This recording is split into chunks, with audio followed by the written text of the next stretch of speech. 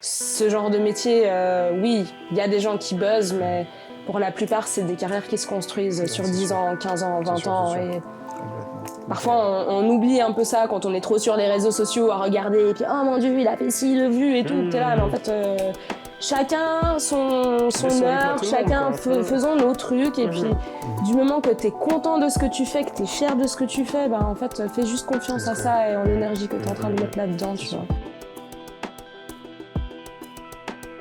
Parlons son.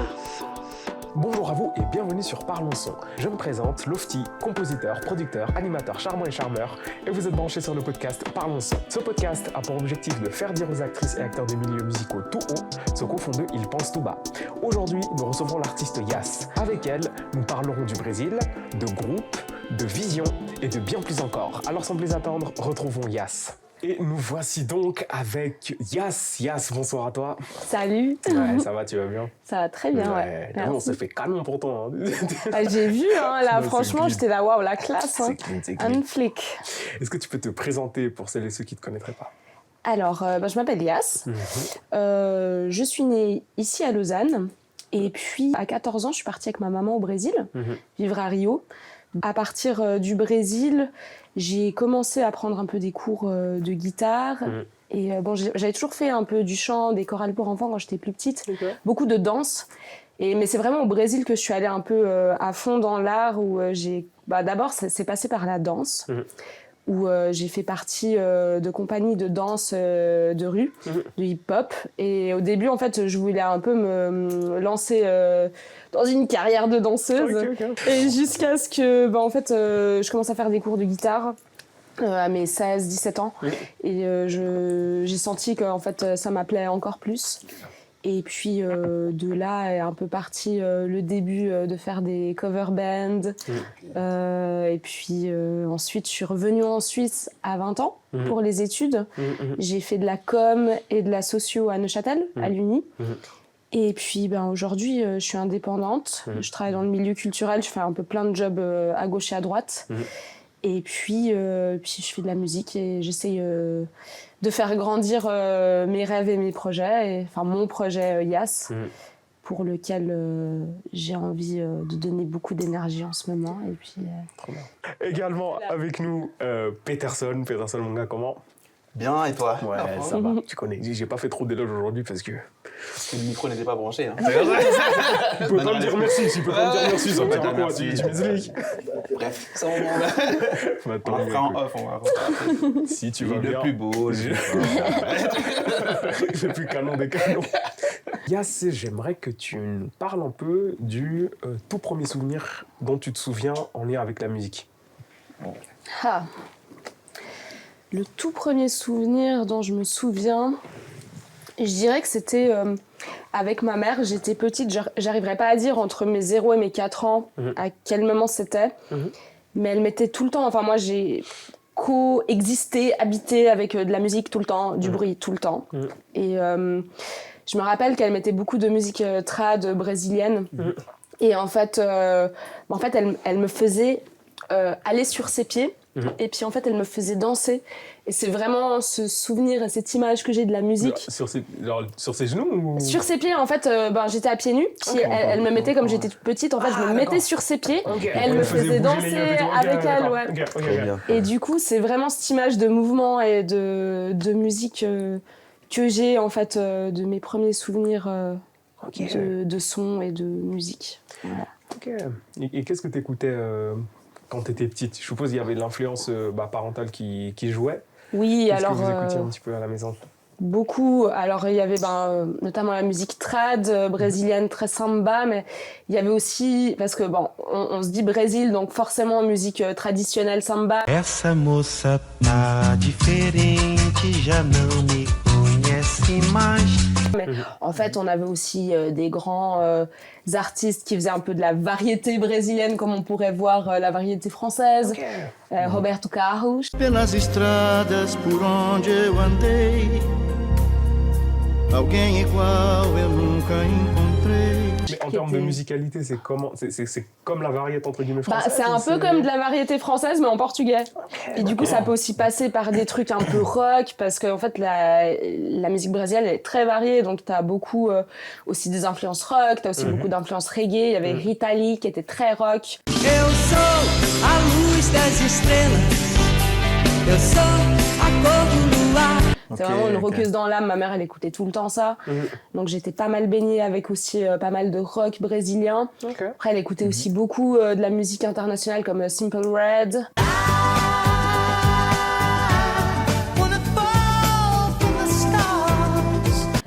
Il y avait qui? Il y avait Greg David aussi, elle aimait trop. Depuis le Brésil? Ah ouais? Alors, bon, faut se dire aussi que moi, j'ai vécu de mes 0 à mes 14 en Suisse. Donc, elle était déjà intégrée. Enfin, ma mère était déjà venue habiter en Suisse avec mon père. Donc, ce qui fait que j'ai vraiment écouté un peu de tout, très mélangé. Mon père, il écoutait beaucoup du rock aussi, les Rolling Stones, les Beatles. Il y avait qui? Il y avait Queen aussi, il y avait Deep Purple beaucoup. Donc en fait, le rock, ça a été très imprégné quand même. Puis après, quand j'étais un peu pré-ado, 12-13 ans, tu connais les MCM Top et tout ça, c'était R&B, mais à donf, quoi. Tous les jours de la semaine, vous pouvez voir et revoir tous les clips du top en intégralité sur MCM, la chaîne musicale. C'est sûr. Shine. Leslie. Et j'attends que l'espoir prenne mon temps, baby. Enfin, tout ça, c'était vraiment un peu la base. Puis en plus, moi, comme je faisais déjà de la danse à l'époque, puis même la pop musique, les Britney Spears et tout ça, enfin, moi, j'étais super fan. Pink, j'adorais.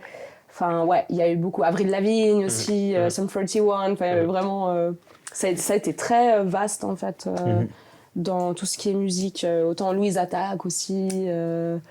Donc, ouais, c'était assez varié. Ça, c'est un peu les noms que j'ai qui me pop-up. Ça se trouve, il y a encore d'autres trucs que je ne pense pas à dire là, comme ça. Comme tu l'as dit, tu vas partir au Brésil à partir de tes 14 ans avec ta maman. Ouais. Sans indiscrétion, bien sûr, mais qu'est-ce qui a poussé ce choix au départ? Écoute, ma grand-maman, la maman de ma maman, était un peu malade et du coup, ma mère, elle voulait retourner vivre au Brésil. Et puis moi, j'avais 14 ans et en fait, de mes à 8 ans, mes parents se sont divorcés. Puis en fait, j'ai juste un souvenir que les années qui ont précédé, on dit précédé, juste avant le départ, ouais. Les années qui ont précédé, j'avais un doute, qui ont précédé le départ au Brésil, on a beaucoup déménagé avec ma mère quand mes parents se sont séparés. Et du coup, moi, j'avais grave l'habitude en fait de changer tout le temps d'environnement. Mon environnement était jamais vraiment très stable au niveau des attaches. Ce qui fait que quand elle m'a juste dit un beau jour j'ai envie de repartir au Brésil, moi j'étais là ah ouais trop cool, vas-y on part au Brésil. Moi j'étais pas du tout dans une conscience de ah ouais ça va changer grave ta vie. Mais aucune conscience de ça. Moi j'étais juste là bah ouais j'ai l'habitude de déménager de toute manière donc let's go dans un autre pays, un autre continent. Qu'est-ce qui pourrait m'arriver de mal, tu vois, ou de bien, enfin voilà. Du coup c'était un peu ça qui a créé l'engrenage de partir à Rio. Et comment ça s'est passé l'intégration sur place? Parce que t'es quand même quelqu'un qui vient d'Europe, même si je sais pas à quel point tu parlais portugais à ce moment-là, mais ça reste que quand on est issu d'une diaspora européenne, on parle jamais la langue comme les locaux, tu vois. Bien sûr. Comment est-ce que ça s'est passé ça pour toi? Alors c'est marrant parce que dans un premier temps, on est d'abord allé au nord-est du Brésil chez un ami à ma mère parce qu'elle hésitait à s'installer au nord-est. On est resté 6 mois à habiter chez cette personne jusqu'à ce que ma mère se dise en fait on va aller à Rio chez ma tante, donc sa sœur et ma grand-mère. Et puis en fait moi je comprenais tout en portugais parce que ma mère m'a toujours parlé en portugais, sauf que quand j'étais petite je lui répondais tout le temps en français. Donc j'avais l'oreille en portugais, mais j'avais pas le parler fluide. Fluide, oui.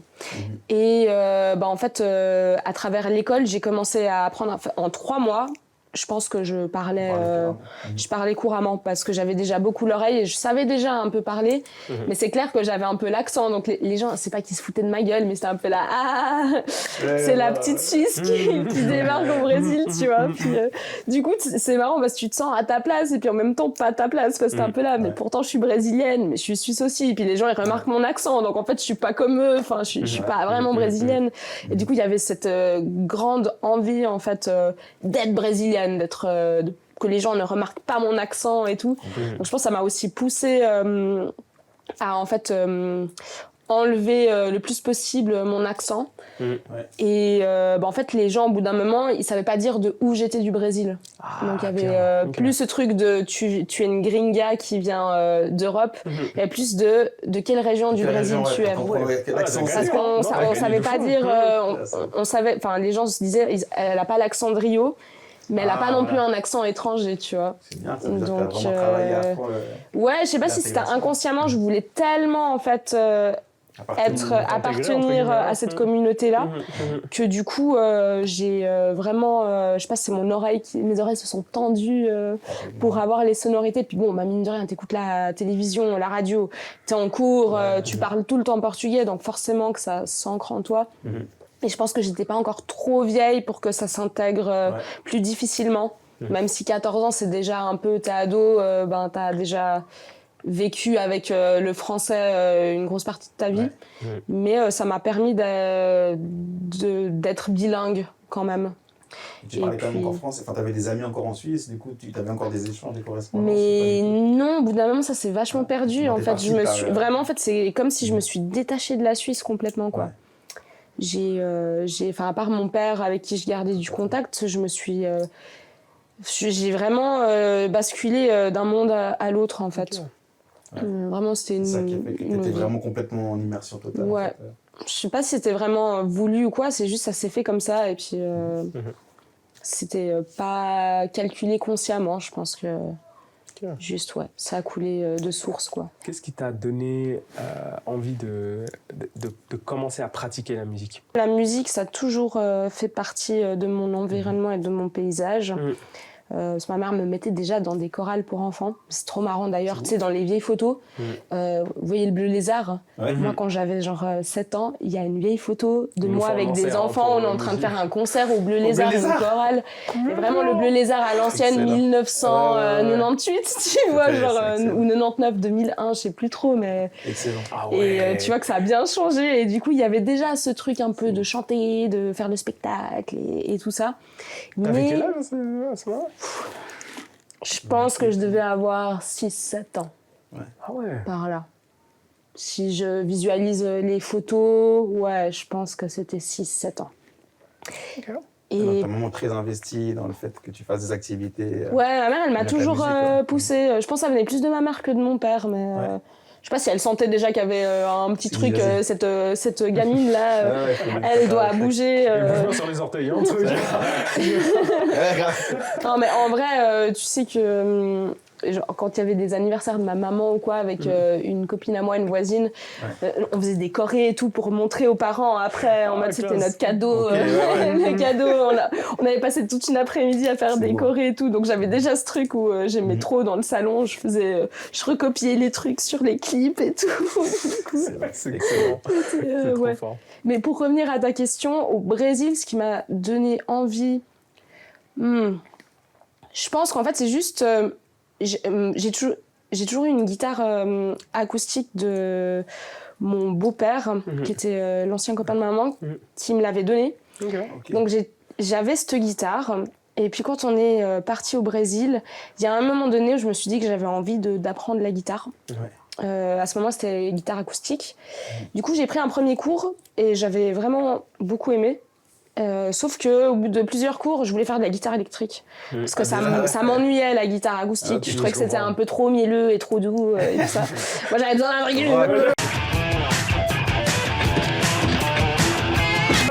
Je suis un peu une personne agitée et tout, j'ai besoin de bruit et de mouvement. Et du coup, j'ai commencé la guitare électrique et après là, c'était le rock et puis... Là, c'était bon, quoi. J'étais en mode, moi, je vais être une rockeuse. Je pense que c'est, le fait d'avoir cette guitare et de me rendre compte qu'en fait, c'était trop calme pour moi et j'ai switché à la guitare électrique. Et quand j'ai switché à la guitare électrique, j'étais là, ah ouais, le truc un peu rock, de jouer avec des groupes et tout. Enfin, j'aimais bien l'image que ça me renvoyait, le ressenti un peu vivant et voilà, je sais pas si je réponds de ouf bien à la question, mais Non, c'est très bien. Ok, d'accord. Et donc du coup, tu vas continuer ça jusqu'à ce que tu reviennes en Suisse ou comment est-ce que ça évolue? Alors ça a évolué où j'ai pris des cours de guitare, j'ai switché avec la guitare électrique. Et au bout d'un moment, j'ai connu une fille qui donnait des cours de chant. Et du coup, j'ai commencé à faire des cours de chant avec elle. Et on est devenus très amis avec elle. Moi, cette fille qui s'appelle Belle, qui est chanteuse artiste au Brésil.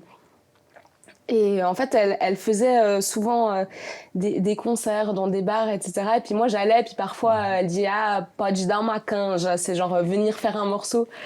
Et du coup, elle me faisait chanter avec elle des fois. Et puis, il y a un peu tout ça qui s'est créé dans l'envie aussi de performer en live. Et je trouvais ça très chouette. Et jusqu'à ce que, en fait... un jour, j'étais sur un groupe Facebook et il y avait des gars qui cherchaient un chanteur ou une chanteuse pour intégrer un groupe de cover band de genre hard rock grunge. Et moi, j'avais répondu à l'annonce, ils m'avaient fait une petite audition et c'était là, ah vas-y, on te garde, c'est trop cool. Et puis, au Brésil. Ah, au Brésil, encore. Ouais, je devais avoir, je pense, 16-17 ans. À ce moment-là. Ok. J'aurais pas dit qu'au Brésil, il y a... Enfin, j'avais il y a pas de la scène, rock. Ouais, surtout quand tu dis hard rock et tout. Ah, mais tu sais qu'il y a une grosse scène rock au Brésil, hein. Ouais, Alors, vraiment, c'est métal et tout, il y a vraiment beaucoup. Ouf. Okay. Et du coup, en fait, on a commencé à faire des répètes avec ces gars. Du coup, c'était mon premier groupe. Et on faisait du Black Sabbath, on faisait du AC/DC, enfin vraiment que des trucs comme ça, tu vois. Là, tu casses un cliché quand même, parce que nous, on Abusé. dirait Brésil, ou ça samba, ou me va. funk brésilien, le truc. Mais en plus, C'est ouf, hein. moi, je détestais la baile funk quand j'étais Ah ouais, ado. t'étais- J'avais un peu toutes mes copines, elles allaient en soirée baile funk et moi je sortais avec mes amis qui étaient plutôt alterno, qui allaient à des soirées où en fait on écoutait du rock international ou du rock brésilien. Donc c'est assez marrant parce que ouais, du coup pas du tout trad. J'ai eu une saudade ou une nostalgie de la musique traditionnelle et de la musique que j'ai toujours entendue de mon enfance quand je suis revenue en Suisse. C'est ça que je trouve incroyable, parce que c'était pas la musique au début qui te parlait. Non, Ma première pas du amour, tout. ouais. Mais est-ce que c'est pas parce que quelque part on regrette ce qu'on n'a plus, tu vois? Ouais. Donc est-ce que t'étais immergé dans le truc, t'entendais ça à chaque coin de rue, t'étais vas-y, ça me saule. Et ici, c'est Et dès que ça tangue et C'est tout, ça. t'es là, ah dommage. Puis bon, bah tu vois, j'étais ado aussi, et puis moi j'avais un petit côté un peu alterno qui commençait à sortir en moi, et puis du coup, tout le monde du rock que j'avais aussi déjà beaucoup intégré a fait que j'ai beaucoup plus matché, en tout cas dans l'artistique, avec des gens qui allaient plus en soirée underground, entre guillemets. J'aime pas trop donner des étiquettes à tout ça, tu vois, mais qui allaient dans des soirées un peu plus où t'avais plein de genres de musique différents. Et du coup, je me suis un peu dirigée là-dedans quand j'étais ado, ouais. Trop bien.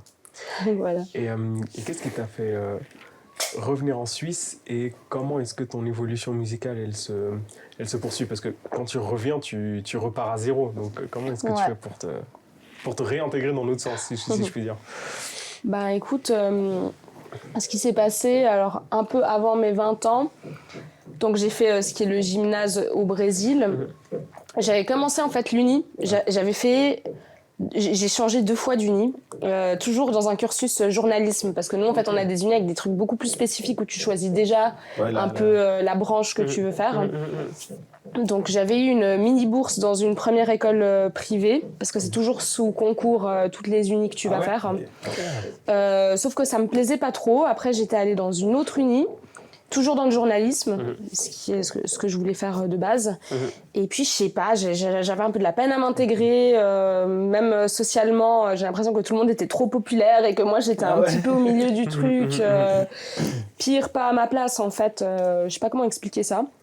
il y a un sentiment où je me suis dit, vu que je sais pas trop où j'en suis, peut-être que ce serait bien de retourner en Suisse. Et je m'étais dit aussi bêtement, on en avait parlé avec mon père, tu vois, il y a des questions d'équivalence aussi par rapport au diplôme. Ah, oui, forcément. Et comme j'avais pas du coup encore entamé concrètement un cursus universitaire, vu que j'avais tout le temps arrêté au bout d'un semestre, et on a décidé avec mon père, on s'était dit ça peut être bien de revenir en Suisse.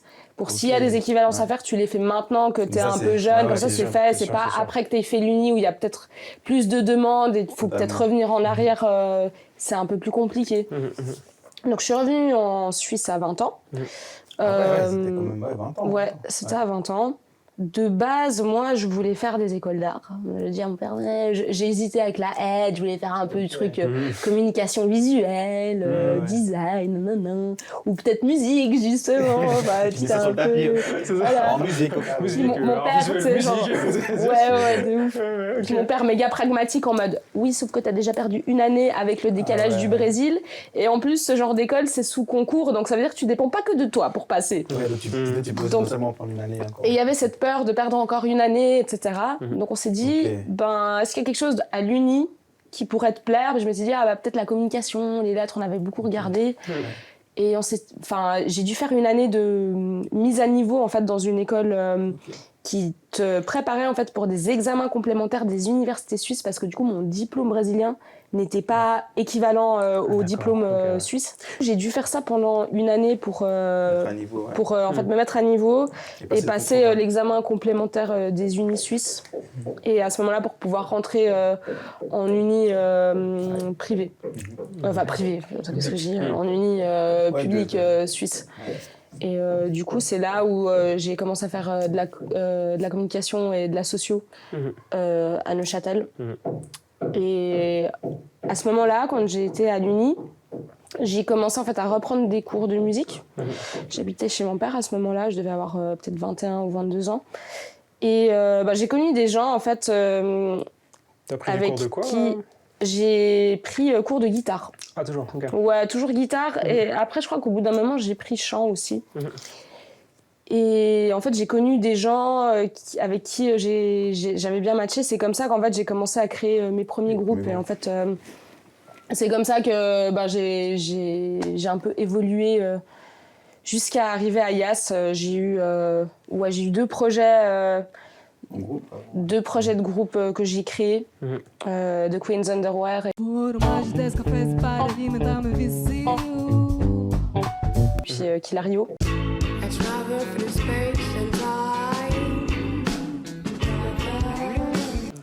Et puis après, moi j'ai aussi joué. Alors d'abord c'était The Queen's Underwear, et ensuite il y a un moment donné où j'ai créé Kilario, j'avais encore des Queen's Underwear, donc ça s'est un peu chevauché, j'avais les deux au bout d'un moment. Et jusqu'à après switcher sur IAS. Mais quand t'as basculé sur IAS, t'avais aussi un peu Kilario, non? Un petit peu Oui, j'avais encore... en fait, j'avais la deuxième version Kilario. Ouais. Parce qu'entre-temps, il y a des gens qui étaient partis, et du coup, j'avais essayé de refaire un nouveau Kilario. Déjà sur toi, en fait. C'est ça, et puis en fait... j'avais déjà un peu starté IAS à ce moment-là, jusqu'à un moment donné je trouvais que ça faisait plus sens en fait, que l'énergie d'avant elle s'était perdue et que en fait l'énergie que je voulais donner c'était vraiment pour le projet sous mon nom, et puis et j'avais envie d'être la seule en fait à l'idée un truc et avec mes compos, et puis pas que c'était pas mes compos mais c'était de la composition de groupe, donc c'est quand même différent que de faire soi-même le tout quoi. Justement, voilà. Qu'est-ce que ça t'a appris ces années en groupe? Qu'est-ce que t'en as retiré Alors j'ai appris l'idée des projets déjà, genre juste au niveau organisationnel. T'apprends aussi en fait à faire coexister plein de gens en même temps, et ça veut dire que aussi t'apprends à communiquer avec ces personnes, parce que finalement une relation de groupe c'est comme une relation de couple, tu vois. Enfin, t'apprends aussi à t'adapter aux gens, t'es pas tout seul donc tu dois faire des concessions, et je pense que ça m'a beaucoup appris la communication, et même sur moi-même en fait ça m'a appris énormément sur la confiance en moi, sur ce que je peux aussi accepter ou pas. Enfin c'est vraiment en fait de la diplomatie, beaucoup de choses qui qui finalement font partie de l'entrepreneuriat, de monter un projet, ben, ça m'a appris beaucoup dans l'humain, mais aussi beaucoup dans dans tout ce qui est organisationnel, gérer des répètes, apprendre à faire des riders, apprendre à gérer des setlists, apprendre même à faire un soundcheck, à faire, j'ai un peu tout appris dans le tas grâce à ces expériences-là finalement. Donc pour ça, c'était méga formateur, quoi, finalement, d'avoir ces groupes précédemment. Et même pour toi, tu disais au niveau de la confiance en toi, dans le sens où tu as toujours travaillé en groupe. Ouais. Et comment t'es partie en solo, en fait? Parce que c'est pas la même chose de jouer toute seule, et avec des groupes. Bon, après, j'ai jamais été toute seule. J'ai peut-être dû faire 2-3 concerts vraiment toute seule. Mais sinon, même si j'étais toute seule, j'ai toujours engagé des musiciens. Alors au début, c'est vrai que j'étais en duo, après j'étais en trio, après j'étais en quartet avec Yas, jusqu'à passer à 7, et jusqu'à réduire maintenant à 5. Parce que 7, c'est vraiment une très mauvaise idée. Les gens ne faisaient pas des grands groupes, vous allez voir que c'est trop... Non, c'est pas une bonne idée. C'est toujours différent quand tu joues ton projet avec des musiciens que tu engages, qu'un groupe où les gens viennent pour chacun des membres du groupe, tu vois. Ouais, bien sûr. Bah, en fait, tu vois, c'est ce qu'on dit de nouveau dans les concessions que tu fais et l'adaptation. Quand tu es en mode groupe, en fait, le problème du groupe, c'est pas un problème. C'est juste que parfois, c'est difficile à définir les rôles. Moi, dans mon cas, par exemple, Kilario, c'était quand même moi la créatrice et l'énergie créatrice du groupe, donc un peu lead. Mais il y avait plein de tâches qui étaient partagées dans la création. Après, dans tout ce qui était admin et tout, c'était quand même vachement moi qui gérais, tu vois. Mais ce qui faisait qu'en fait, les rôles, ils étaient pas clairs. Et ça peut amener beaucoup de tension aussi dans un groupe quand c'est pas clair qui fait quoi. Alors que quand t'es tout seul, en fait, c'est très clair que, en fait, c'est mon projet et je vous engage pour pour jouer. Ça veut pas dire que vous pouvez pas, en fait, donner des suggestions, des choses. Mais en fait, aujourd'hui, c'est clair. c'est la clarté que ça m'a amené d'être dans un projet où je sais que c'est moi à 100%. Alors aujourd'hui, moins à 100% parce que j'ai Thierry qui est producteur exécutif du projet. Big up à Thierry. Mais il y a vraiment... Il est vraiment pas là. Mais il y a vraiment... Il nous a pas payé pour dire ça. Donc, moi à 100%. Non, c'est bon, là. Il y a de la clarté. Les choses sont claires. Et en fait, dès que les choses sont claires, il y a moins matière en fait à ce qu'il y ait de conflits ou qu'il y ait de l'ambiguïté en fait. Ce qui fait que tout est plus fluide. En tout cas, moi, c'est comment je le ressens d'avoir eu les deux expériences. Et je préfère comme ça. Je trouve que ça évite beaucoup de trucs à gérer en plus. Et les choses sont claires. Voilà. Justement, étant donné que tu gères beaucoup, que tu as géré tous ces aspects un peu admin, communication, négociation, etc. Maintenant, tu travailles aussi dans le domaine de la culture, donc notamment dans la recherche de fonds, etc. Et dans l'accueil artiste et tout aussi. Est-ce que tu penses que pour un artiste qui souhaite vivre de son art et qui veut quand même avoir une subsistance correcte, il faudrait qu'il trouve un métier équivalent justement à ce que tu fais dans la culture, ou alors est-ce qu'il faut trouver un vrai job alimentaire, selon toi? Toi, c'est quoi un peu ton ressenti, ton expérience avec tout ça? Je trouve qu'il n'y a tellement pas de règles, en fait. Enfin, on a chacun notre expérience. Il y a des gens qui ont fait des écoles de musique et ils arrivent très bien à en vivre parce qu'ils se sont mis, en fait, à 360 degrés sur plein de choses qu'ils peuvent faire. Donc, en fait, ils se sont pas spécialisés que dans un truc et ils arrivent à en vivre parce qu'ils font plein de trucs dans ce domaine-là. Il y a des gens, ils ont un taf alimentaire, je sais pas, peut-être à 50-80%, et ils font leur art à côté. Et ça peut marcher. Moi, je suis arrivée un peu dans le milieu culturel en commençant à faire du bénévolat en tant qu'étudiante, jusqu'à, au bout d'un moment, voir que les gens ils me recontactent et à me dire ok, en fait, là, je fais du bon taf, t'as envie de taffer avec moi, maintenant que j'ai de l'expérience et que je commence à trouver que je fais aussi du bon travail, j'aimerais bien être payée. Mais ça n'empêche que je fais aussi du travail alimentaire, tu vois, je fais du bar, je travaille en garderie aussi. Des fois, je fais des trucs, je comprends même pas d'où ça se fait que je fais autant de trucs différents, tu vois. Donc, je pense qu'il n'y a pas de règles. Après, je pense qu'on est quand même dans des positions ici en Europe pour faire de l'art. Je pense que déjà, t'es un peu privilégié de faire de l'art. Rien que le fait, tu vois, que j'ai pu migrer du Brésil à la Suisse parce que j'ai mon papa qui est suisse. Enfin, si j'avais mes 2 parents brésiliens, je pense pas que ça aurait été possible, tu vois. Donc, il y a quand même des choses qu'il faut s'avouer. Il y a ça qui permet que j'ai pu aussi prendre des cours de musique quand j'étais étudiante. Alors, aujourd'hui, j'ai plus la même réalité. Et effectivement, j'ai pas non plus une situation financière du tout stable. Mais j'ai eu plein de trucs avant où, au bout d'un moment, j'ai fait un choix aussi. C'est que je voulais pas un métier à carrière parce que je voulais me permettre d'essayer d'aller vers mes rêves. Donc, oui, je galère, mais je sais que j'ai eu des trucs aussi qui m'ont permis de me développer, qui sont aussi super précieux, tu vois. Donc, je sais pas, il n'y a pas vraiment de règles. Je pense que tu peux même peut-être faire, à mon avis, un métier à carrière comme, tu vois, je voulais être journaliste au début. Je pense pas qu'en étant journaliste à 100%, je serais en train de discuter avec toi aujourd'hui de l'autre côté du terrain. Ouais, c'est ça. C'est ça.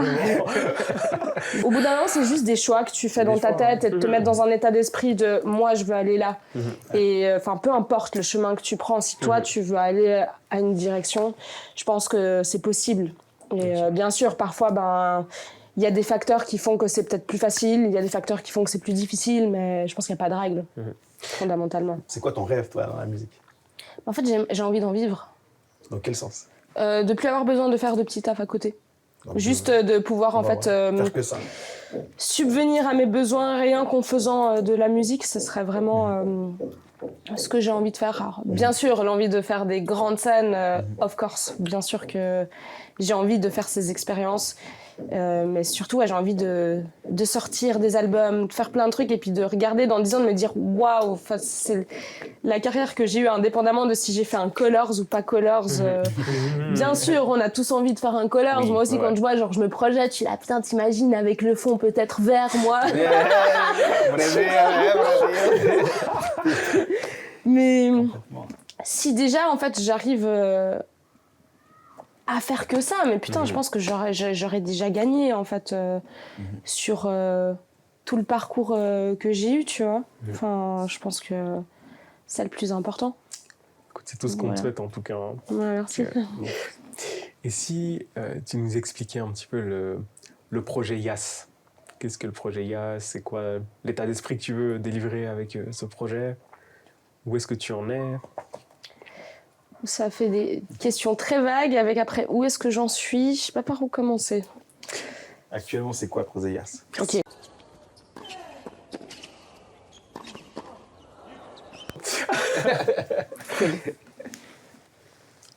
Il a tiré qu'il fait des signes. Ah, stop. Pas trop. Ok. YAS, actuellement, c'est, je dirais, sortir de sa zone de confort. J'ai toujours en fait composé moi avec ma guitare toute seule, puis après je réarrangeais avec le groupe et puis après tu fais du live. Mais j'avais jamais expérimenté en fait beaucoup l'aspect prod de vraiment MAO. Voilà, ouais. Du coup en fait ça m'a amené dans une vision de la musique autre qui est vraiment collaborer avec des gens en fait dans le songwriting où au début j'avais beaucoup de peine mais je me disais que si je faisais pas tout moi-même j'étais pas légitime. Enfin, j'avais vraiment une fausse croyance là-dessus de malade mental parce que si je traînais que avec des musiciens d'école ou des gens qui sont plus dans le côté très musicien, band, live. Et aussi, j'ai traîné avec des gens qui aimaient beaucoup le jazz et tout ça. Ouais, donc t'as une autre façon de composer.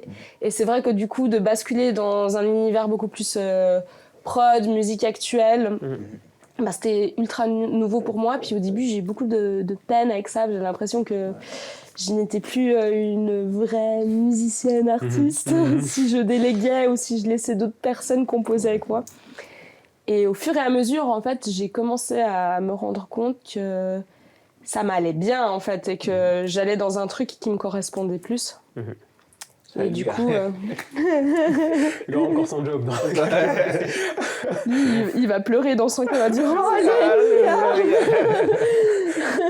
Yes, aujourd'hui, c'est le mélange peut-être de tout ce que je suis, tout ce que j'ai déjà écouté dans ma vie, mais en essayant en fait de rendre hommage quand même à mon héritage brésilien, tout en mettant en avant aussi le fait que je suis aussi européenne, et d'essayer de casser les codes en fait, de pas faire de la musique brésilienne trad juste parce que je suis brésilienne et que tu vas t'attendre à ce que je fasse de la bossa nova et de la samba. Genre non, en fait c'est pas ça le délire. C'est sûr.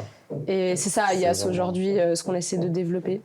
Un mélange de rock, de musique française, de bossa, de jazz. Et de jazz. Ouais, c'est un peu ça. Ben, en fait, la bossa, après c'est très subjectif et puis je trouve que ça dépend de ton ouverture, surtout peut-être pour la communauté brésilienne ou ce que les gens s'attendent de la musique brésilienne. On va me dire, mais il n'y a aucune influence brésilienne. Ben, en fait, si, dans les mélodies et plein de trucs, mais c'est très subtil.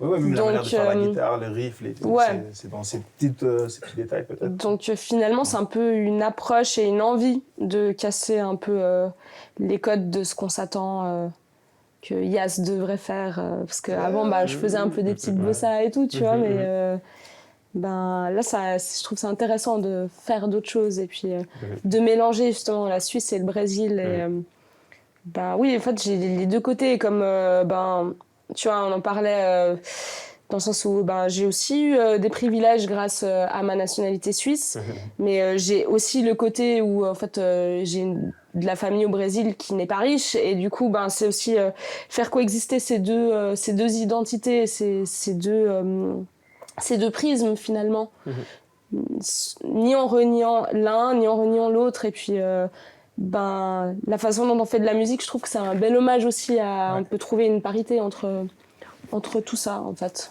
Okay. Français, portugais. La musique ok. Portugais, je ne chanterai pas en français. Les gens, il y a des gens qui nous ont déjà dit mais faudrait qu'elle essaye de faire en français. Je dis, non. Ça c'est acté. Ce que tu fais, je trouve. Ça c'est acté. En fait, c'est juste naturellement, c'est la langue où j'ai toujours, c'est la langue dans laquelle je dois communiquer. Je pense que c'est ma façon de me relier au Brésil, même si j'y suis plus. Alors après, il y a des petites touches de mots en français sur certains morceaux et tout. Mais ça reste, pour moi, le portugais, c'est ma langue spirituelle. C'est celle où je communique mon moi intérieur, quoi. Donc voilà. Des projets en perspective, des singles que tu es en cours de promo, des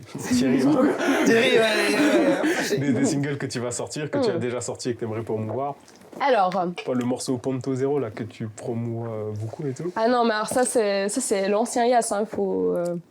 C'est ton écrit. Vous êtes oui, forcément parce que c'est ce que j'ai en ce moment. Mais... Donc l'ancien Yas, c'est plus du tout ce que tu vas faire là maintenant. Ah non, là ce que vous écoutez sur Spotify, ce que vous avez vu, c'est ce que je faisais avant, vraiment. Ok, d'accord. Et en fin d'année, il y a des choses qui vont commencer à sortir. Je vous en dis pas plus. On va s'arrêter là. Très bien. Avant de passer à la partie un peu plus légère du podcast, j'aimerais qu'on parle un petit peu de ton expérience au sein de Proxima. Oui. Déjà, pour ceux qui ne sauraient pas, qu'est-ce que Proxima ? Alors, j'espère que je vais réussir à bien condenser. Sinon, l'autre Thierry de Proxima risque de mal le prendre. Non, je pense pas. C'est quelqu'un qui, à mon avis, ne prend pas trop à cœur les choses. Mais Proxima, pour moi, de ce que j'ai pu expérimenter, c'est en fait un programme, une plateforme qui vise à mettre en avant des artistes émergents lausannois.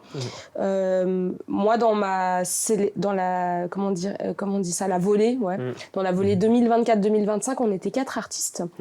Et puis en fait, pendant une année, tu as un accompagnement qui est fait avec Thierry Jacquard, qui en fait va nous suivre. C'est un accompagnement d'artistes où tu peux en fait t'assister à des workshops avec des intervenants de la scène musicale suisse. T'as autant des workshops sur les subventions, sur la communication, sur le management d'artistes. Donc t'as un peu tout cet aspect en fait qui est dans les coulisses de ce que tu fais quand t'es pas en répète ou sur scène.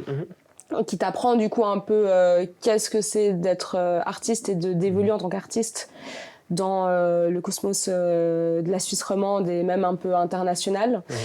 Et puis après, en fait, tu bénéficies en plus de ça de résidences artistiques qui te permettent en fait de travailler ton projet pour monter un live. Et à l'issue de tout ça, tu as un concert de sortie de résidence pour présenter du coup ton travail à la scène des Docks, au Café des Docks. Et du coup, c'est une jolie plateforme aussi pour mettre en avant des talents émergents lausannois.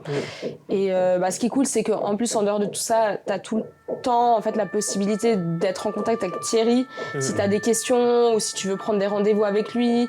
Et puis, c'est aussi une bonne...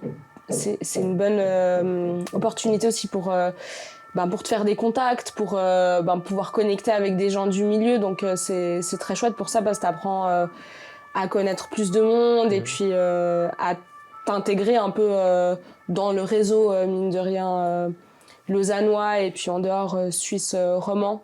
Quand même plus romand parce qu'on sait qu'il y a quand même une frontière entre la Suisse romande et la Suisse allemande en musique. Et puis on a une petite sortie au M4 Music où on a pu découvrir... Moi, j'étais jamais allée, donc on avait notre petit badge et tout. Et puis on est allé là-bas, il y a des conférences et tout ça, quoi. Donc voilà. Et toi, qu'est-ce que t'en as en tiré personnellement ? Qu'est-ce que ça t'a apporté ? J'en ai tiré le nouveau Yass, donc c'était quand même assez conséquent. Disons que s'il n'y avait pas eu Proxima, peut-être qu'avec Thierry, on n'aurait pas fait tout ce projet. Donc ça, en fait, ça a engrainé l'envie de construire un nouveau live et de laisser l'ancien Yass de côté, en sachant qu'on avait des résidences. Qui nous permettait de pouvoir monter un nouveau live. Et comme ça faisait déjà plusieurs années que je tournais avec ce Yass et tout ça, avec cet ancien Yass, on s'est mis le challenge en moins d'une année de monter tout un nouveau projet avec des nouvelles chansons. Et puis, ça a vraiment permis créer ce nouveau projet, en fait. Ouais, exact. Donc pour moi, c'était très conséquent Proxima. En dehors de l'aspect extérieur, de contact et tout ça, mais par rapport à l'ADN Yass, ça a été ultra conséquent. Ok, trop bien. Et du coup, depuis ta résidence, du coup, au Café des Docks que tu as pu faire le 9 mai dernier, là, tu as eu quelques... Le 15 mai dernier. Ah, 15 mai ? Ouais. Moi, je sais. Ok. T'inquiète. Autant pour moi. Du coup, tu as pu avoir quelques retombées, si je puis dire, des propositions de concerts en plus Alors, écoute, j'ai surtout eu beaucoup de retours positifs. J'ai pas vraiment eu de retombées en mode on va te programmer et tout ça. Surtout que je pense que aussi on arrive à l'époque de l'été. Donc les gens, ils sont déjà tous bookés. Ouais, c'est sûr. Moi, je m'attends plus à avoir des retombées déjà aussi quand je sortirai des trucs. Je pense déjà rien que le fait d'avoir des concerts cet été et même à la rentrée alors que j'ai encore rien sorti du nouveau projet, pour moi c'est déjà signe que c'est sur le bon chemin. Mais moi, retombée, je m'attendais pas vraiment à avoir des propositions directes. Je pense que c'est plus sur le temps que ça va se faire. Et déjà, rien que les gens puissent écouter, après voir l'évolution sur le temps. Je pense aussi, tu vois, j'ai fait une première partie pour une artiste qui s'appelle Flavia Coelho. C'était une semaine avant le Proxima. Et puis là, il y avait quand même 700 personnes. C'était une communauté de Brésiliens pour la plupart. Et j'ai aussi eu pas mal de bons retours de programmateurs et des choses qui ont dit c'était vraiment bien. Mais tu vois, il n'y a pas de propositions concrètes et tout. Mais je sais que les gens, en fait, ils écoutent et ils voient déjà ce qui se passe. Et ensuite, les retombées, je pense qu'il ne faut pas être forcément dans l'attente de ça. C'est juste les choses, elles doivent se faire au fur et à mesure. Et puis, il faut montrer le nouveau Yass. Et là, pour l'instant, on le fait en live. Donc, c'est bien, les gens, ils découvrent. Et puis, ils découvriront en plus en streaming à la fin de l'année. Et puis, voilà. Non, mais justement, c'est ce que j'avais vu que tu avais fait justement le Proxima, et c'est là où je me suis que je suis tombé sur ton profil justement. Je me suis dit ça a l'air justement intéressant ici. Tu vois, rien que le fait qu'il y ait ça, même si t'es pas allé au concert et tout, pour moi c'est déjà une petite retombée finalement. C'est comment dire, c'est plus ça crée du lien en fait. Et après les gens, s'ils ont envie de continuer à suivre ou de venir en concert, pour moi ça fait aussi partie des retombées en fait qui se construisent en fait. Et, faut pas oublier Proxima égale artiste émergent, donc c'est pas un truc qui tombe du ciel comme ça à mon avis. Faut avoir beaucoup de patience. Ce genre de métier, oui, il y a des gens qui buzzent, mais pour la plupart, c'est des carrières qui se construisent sur 10 ans, 15 ans, 20 ans. Et complètement. Parfois, on oublie un peu ça quand on est trop sur les réseaux sociaux à regarder. Et puis, oh mon Dieu, il a fait ci de vues et tout. T'es là, mais en fait, chacun son heure, chacun faisons nos trucs. Et puis, du moment que t'es content de ce que tu fais, que t'es fier de ce que tu fais, en fait, fais juste confiance à ça et en l'énergie que t'es en train de mettre là-dedans, tu vois. Du coup, voilà. Puis, de manière, la marge d'évolution, elle est toujours là. Enfin, c'est infini, quoi. Donc, voilà. Trop bien. Écoute, on va passer à la partie un peu plus légère du podcast. Je demande ça à tous les artistes que je reçois. Est-ce que tu peux me faire ton top 3 des artistes suisses pour Top 3 des artistes suisses. Ça peut être autant émergent que tu mélanges tout. Idéalement, il faut qu'il soit suisse. Quoi, parce que j'ai besoin de noter entre 1 et... j'arriverai pas à dire... c'est non exhaustif. On s'en fiche, ok. Alors moi, en ce moment, moi, c'est Annie.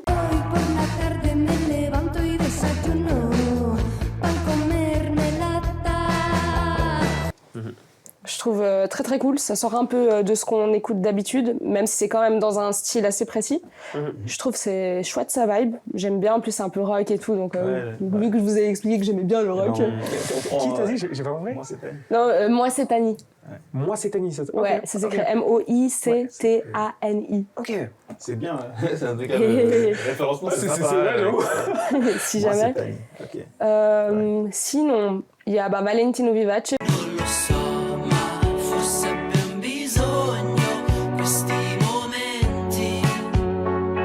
Je trouve genre juste trop fort. Je trouve ils sont déjà ils sont déjà très dans le pro.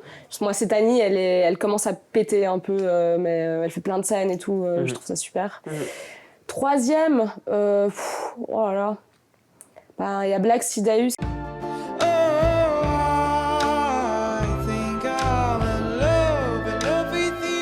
C'est vraiment très cool. Après il y a Mary J.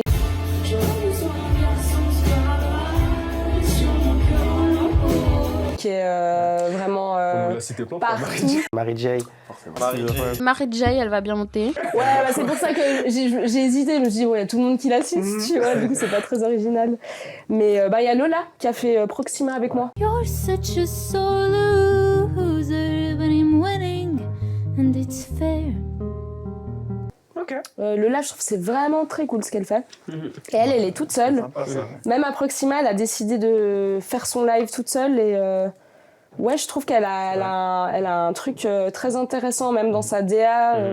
Elle a fait en mode toute seule. Ouais, c'est vraiment guitare-voix. Ah ouais, déter, ok. Je trouve ça vraiment super. Elle a fait Radar aussi, RTS. Oui, il me semble qu'elle avait fait Radar, effectivement. Ok. Après, dans la scène... Pas du tout musique actuelle, mais il y a Louis Matoute, que je trouve incroyable. J'ai déjà vu plein de fois en concert. Et, c'est après, c'est plus jazz, musique du monde. Mais je trouve ça super, ce qu'il fait. Ok, d'accord. Et comme ça... On a dit trop.